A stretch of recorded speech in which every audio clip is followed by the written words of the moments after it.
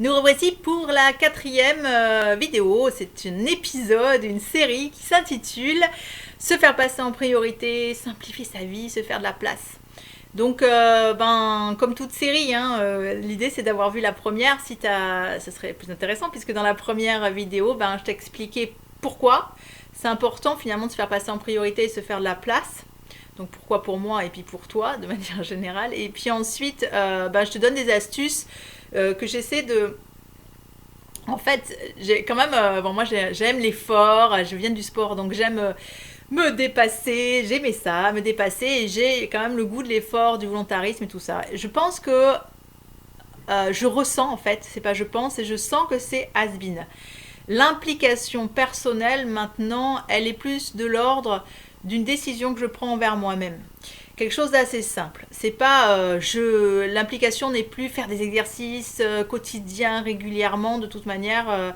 Et ben moi je l'ai fait, ça a été mon parcours et parce que je pouvais, parce que j'aimais. Maintenant on en est à une c'est la mode plutôt de la simplicité. Enfin, c'est pas une histoire de mode, c'est une histoire de besoin universel.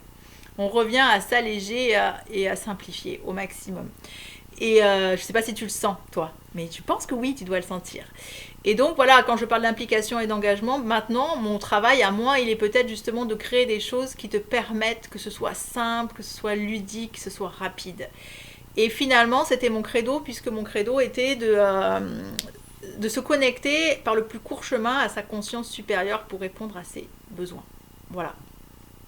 On en vient, hop, je m'écarte du sujet, mais ça fait quand même l'introduction importante. Et donc, du coup, là, les autres astuces. Donc, astuces, je t'ai dit, ce qui me semblait dans l'ordre des choses essentiel. J'ai vraiment fait un ordre de priorité. Donc, prendre la décision par rapport à soi-même, prendre sa responsabilité.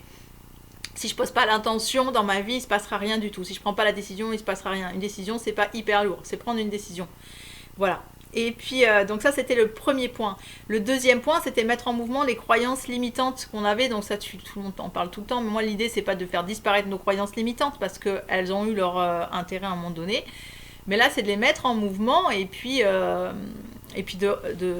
créer ce qu'on a envie de créer, quoi. Faire créer ses croyances, faire des connexions neuronales et affirmer comment je veux que ma vie elle soit, quoi. Mettre sa définition, demander clairement, ça revient à ça. Aussi, c'est la continuité finalement de l'intention et de la prise de décision de départ. Ensuite, voilà, c'est la manière d'arroser sa graine, mettre du mouvement, et dans le mouvement, il y a la vie. Voilà, deuxième point. Troisième point, je ne sais même plus ce que j'ai dit, mais troisième point, oui, c'était l'outil corporel. Charité bien ordonnée commence par soi-même et je suis passée par le corps pour t'expliquer ça, c'est-à-dire qu'effectivement c'est quelque chose qu'on a oublié, je ne sais pas pour quelle raison, ça on ne l'écoute pas, non, c'est un mystère. Mais donc l'idée de l'outil corporel, c'est que c'est notre véhicule pour incarner notre propre puissance et c'est lui qui va t'aider en fait, c'est tout simple, qu'est-ce que je sens? Eh ben j'y réponds. Je ne cherche pas à comprendre et c'est des réflexes, c'est des habitudes très faciles. Il suffit juste de vouloir arroser ça. Et c'est hyper puissant. Donc, essaye, expérimente et puis tu me diras. Mais vraiment, l'outil corporel, de toute manière, si on a un corps qui est englué, entre guillemets, que ce soit par des croyances ou par des tensions, on n'ira pas très loin. C'est comme aller, je te l'ai déjà expliqué, avec une voiture sans roue et sans essence, ça va être compliqué. Donc, notre corps, non seulement il est l'outil d'incarnation d'être-té, donc c'est important de répondre à ses besoins, mais il est à l'image, en fait, en fonction d'un miroir. Donc ce que je crée dans mon corps, je vais le créer à l'extérieur. Voilà pourquoi l'outil corporel. Il permet d'ancrer, s'aligner, etc. Et donc là, l'autre outil, l'outil complémentaire, qu'est-ce qui est ensuite après mon corps? C'est ma maison. Mon corps, c'est ma maison.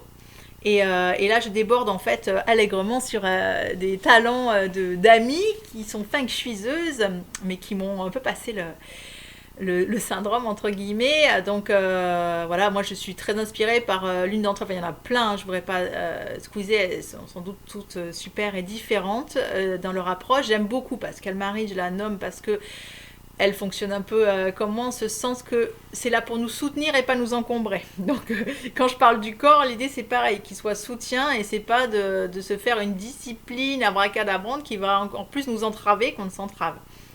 Donc là dans le feng shui, ce que j'aime c'est qu'effectivement ce feng shui vibratoire, elle va par la lecture de ta maison, voir les secteurs qui ne font, qui risquent comment on pourrait dire, quaquer dans ta vie. Donc, c'est à l'image de toi, c'est ce que je viens de dire. C'est-à-dire qu'en fait, ton corps, si je crée de l'espace dans mon corps, l'univers va me donner encore plus d'opportunités de créer de l'espace. Si je me respecte, encore plus d'opportunités de créer du respect. Et ben, la maison, c'est l'extension. Je peux utiliser ma maison aussi pour améliorer ma vie. Elle est là pour me soutenir. Comment je me soutiens? Et donc, est-ce que ma maison est fonctionnelle? Est-ce que c'est fluide? Est-ce que quand je m'y pose, je me ressource? Ou est-ce que quand je m'y pose, ou pas, je me dis, oh là là, il y a tout ça à réparer, à faire. Donc, comment je peux me simplifier? Et donc, je vais te donner 2-3 trucs tout marrants, en fait.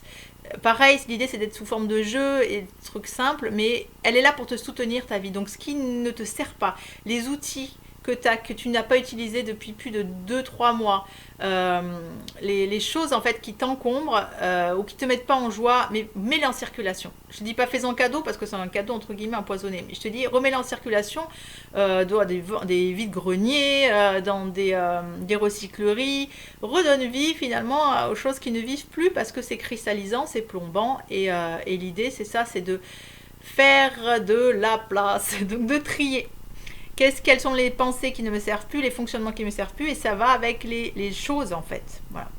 Donc ça peut être des fidélités qui vont bouger parce que tout ça, en fait, on est à l'image intérieur-extérieur. Ce que je bouge par l'extérieur va bouger à l'intérieur. Des fois, on va chercher tout un truc pour nettoyer libérer le transgénérationnel, mais des fois, en se séparant d'un objet auquel on crée une fidélité, tout ça peut bouger aussi.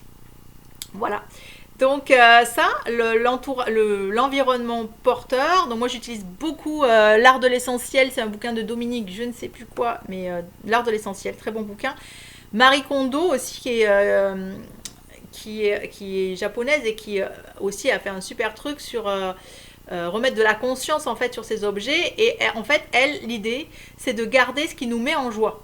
Donc vibration haute, ce qui va nous porter, ce qui va nous soutenir, ça. Je sens, je touche un objet, est-ce que ça me met en joie ou pas? Je garde pas, je remets en circulation.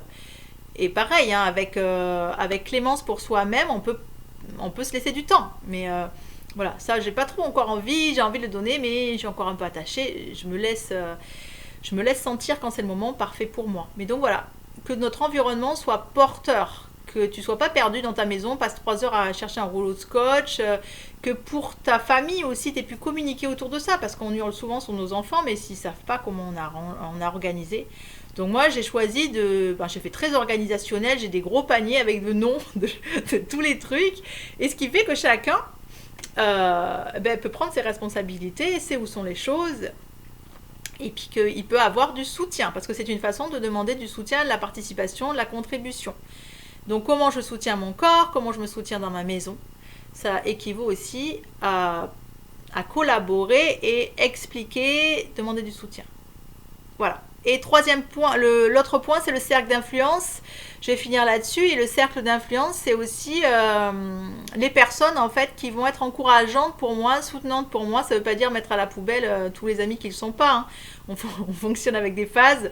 Et quand les gens ne sont pas bien et pas disponibles, en général, ils ne sont pas super aidants parce qu'ils ne vont pas bien. Donc, c'est m'autoriser à m'entourer des personnes qui, à l'heure actuelle, sont soutenantes, encourageantes pour moi. Voilà, tout ça, ça bouge.